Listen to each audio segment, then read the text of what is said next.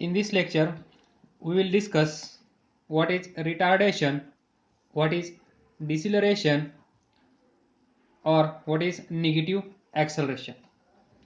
We know that what is acceleration.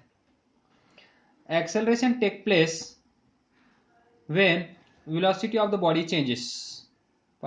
ही एक body आहे, या बॉडीची व्हेलॉसिटी v असेल, या v मध्ये जर चेंज होत असेल तर त्याला आपण म्हणतो ॲक्सेलरेशन. म्हणजे ही बॉडी ॲक्सेलरेट होत आहे किंवा या बॉडीमध्ये ॲक्सेलरेशन आहे असं आपण म्हणतो किंवा जेव्हा स्पीड चेंज होतो तेव्हा. But we have two cases. Speed or velocity of this body can increase or velocity of this body can decrease. या बॉडीचा स्पीड इन्क्रीज पण होऊ शकतो, या बॉडीचा स्पीड डिक्रीज पण होऊ शकतो. That is we have two types of motion of this body. One is increasing or another is decreasing. So acceleration is of two types. According to these two changes, we have two types of acceleration. One is positive acceleration, second is negative acceleration. So positive acceleration means speed increases, negative acceleration means speed of body decreases. See, I am repeating. Positive acceleration means speed of this body increases, and negative acceleration means speed of this body decreases. These are two types of the acceleration. So far in last lecture we have discussed this positive acceleration, and normally we say or we call acceleration in this manner, that is positive acceleration. acceleration म्हणल्यानंतर आपण हा अर्थ जास्त लावण्याचा प्रयत्न करत असतो. But म्हणजेच आपल्याला डिस्कस काय करायचं आहे, retardation. That is second part. Negative acceleration. Retardation म्हणजेच निगेटिव्ह ॲक्सेलरेशन, त्यालाच म्हणतो आपण deceleration. A body is said to be retarded. A body is said to be retarded if its velocity decreases. If its velocity decreases. जर त्या बॉडीची velocity decrease होत असेल, जर त्या बॉडीची व्हेलॉसिटी डिक्रीज होत असेल तर त्याला आपण म्हणतो रिटार्डेशन म्हणजेच डिसिलरेशन. त्यालाच म्हणतो निगेटिव्ह ॲक्सेलरेशन. व्हेलॉसिटी डिक्रीजेस, एवढंच लक्षात ठेवायचं आहे तुम्हाला. आणि इथून पहा, ही बॉडी आहे, या बॉडीची initial velocity that is u is equal to 10 metre per second आहे इनिशियल व्हेलॉसिटी. त्यानंतर ही बॉडी इथे आली, या पोझिशनला त्या बॉडीची व्हेलॉसिटी आहे 5 मीटर पर सेकंद, आणि इथून इथे जाण्यासाठी त्या बॉडीला वेळ लागला 2 second. and we know that this retardation, deceleration or negative acceleration is very similar to acceleration that we have discussed in last lecture. That is, acceleration is v minus u divided by t. v minus u is change in velocity पहा, velocity जेव्हा change होते तेव्हाच acceleration येतं, जेव्हा velocity increase होते तेव्हा positive acceleration येतं, जेव्हा व्हेलॉसिटी डिक्रीज होते तेव्हा निगेटिव्ह ॲक्सलरेशन येतं. तर पहा, we are discussing about negative acceleration, that is velocity decreases. So we have considered here initial velocity is 10 meter per second and final velocity is 5 meter per second. So velocity decrease झाली आहे 10 meter वरून 5 meter per second, that is velocity decreases, that is change in velocity divided by time taken. See, change in velocity,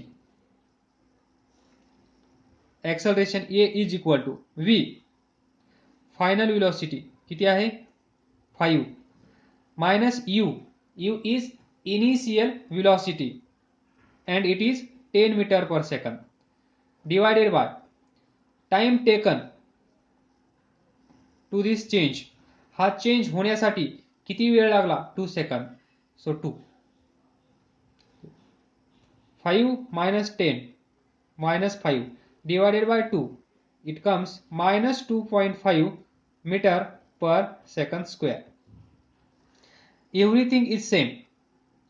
जे last लेक्चरमध्ये आपण discuss केलं ते सर्व म्हणजेच हे आहे, फक्त एक चेंज आहे पहा, तो चेंज म्हणजे हा निगेटिव्ह.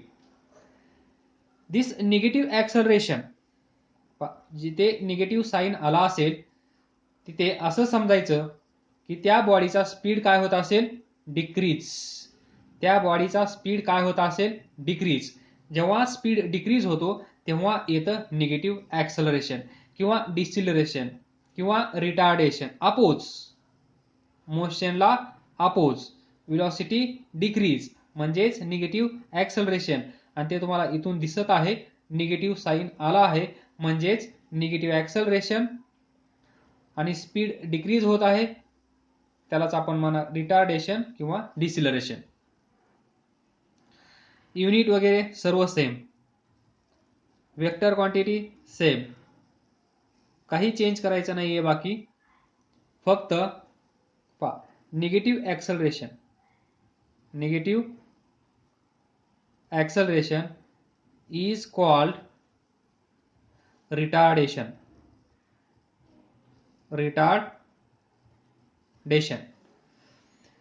एकतर निगेटिव्ह साईन असेल, हे निगेटिव्ह साईन काढून जर तुम्हाला हे लिहायचं असेल तर असं लिहू शकता तुम्ही 2.5 रिटार्डेशन ब्रॅकेटमध्ये. रिटार्डेशन म्हणजेच निगेटिव्ह ॲक्सलरेशन, म्हणून साईन लिहायची गरज नाही, किंवा नॉर्मली निगेटिव्ह साईन लिहिलं तरी चालेल. निगेटिव्ह साईन लिहायचं नसेल तर त्याला काय करावं लागेल 2.5 मीटर पर सेकंड स्क्वेअर ब्रॅकेटमध्ये retardation. So negative value of acceleration shows that velocity of the body decreases. Negative sign here, negative sign indicates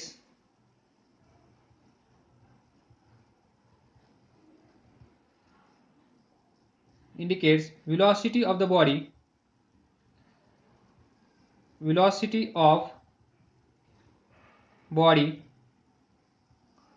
decreases.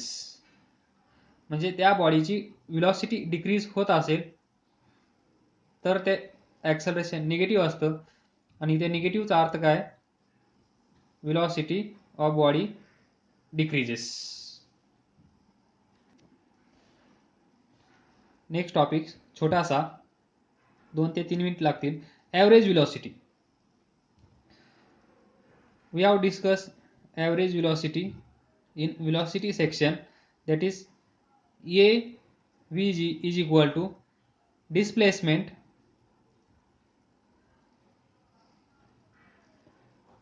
divided by time taken. Here see average velocity, जर if the velocity of body is always changing, he body आहे, या बॉडीची velocity जर सतत change होत असेल velocity is always changing, या बॉडीची वेलोसिटी जर सतत चेंज होत असेल तर, आणि तो चेंज कसा असला पाहिजे पहा, but changing at uniform rate, at uniform rate या वर्डकडे लक्ष द्या. Velocity is always changing at uniform rate. Uniform rate म्हणजेच काय, याला काय म्हणतो आपण, acceleration is uniform. Acceleration is uniform. Uniform acceleration पाहिलं आपण मागच्या लेक्चरमध्ये. 1 सेकंद 2 मीटर पर सेकंद, नंतर 1 सेकंद 2 मीटर पर सेकंद, नंतर 1 सेकंद म्हणजे 2 metre per second. Equal amount in equal time interval, that is uniform acceleration किंवा युनिफॉर्म रेट. ही condition असेल तर आपण ॲव्हरेज वेलोसिटी अशी फाइंड करू शकतो. हे आपण लर्न केलं आहे. याचा अल्टरनेटिव्ह पहा, initial velocity plus final velocity divided by 2, average velocity. What is initial velocity? U plus final velocity V divided by 2. This is V AVG here. पण हा फॉर्म्युला वापरण्यासाठी कंडिशन काय आहे, V जर सतत चेंज होत असेल आणि तो चेंज कसा पाहिजे, युनिफॉर्म रेट असला पाहिजे. युनिफॉर्म रेट म्हणजेच ॲक्सेलरेशन युनिफॉर्म असलं पाहिजे. आणि हे या शब्दातून कळत नसेल तर हे लक्षात ठेवा. 1 सेकंद 2 मीटर पर सेकंद, नंतर पुढचा 1 सेकंद 2 मीटर पर सेकंद, परत पुढचा 1 सेकंद 2 मीटर पर सेकंद, परत 1 सेकंद 2 मीटर पर सेकंद. हा चेंज म्हणजे एका सेकंदामध्ये एवढा स्पीड म्हणजेच वेलोसिटी वाढत असेल, परत तेवढीच वाढत असेल, परत तेवढीच वाढत असेल, परत तेवढीच वाढत असेल, त्याला म्हणतो आपण युनिफॉर्म रेट. कशाचा, वेलोसिटी चेंज होण्याचा. त्यालाच आपण डिफाइन केलं ॲक्सेलरेशन इज युनिफॉर्म. त्यावेळेस आपण ॲव्हरेज वेलोसिटी या फॉर्म्युल्याने पण फाइंड करू शकतो. त्याला म्हणतो आपण initial velocity plus final velocity divided by 2, and we know that initial velocity is denoted by u, final velocity is denoted by v, and divided by 2. This is alternative formula that you have to memorize to solve numericals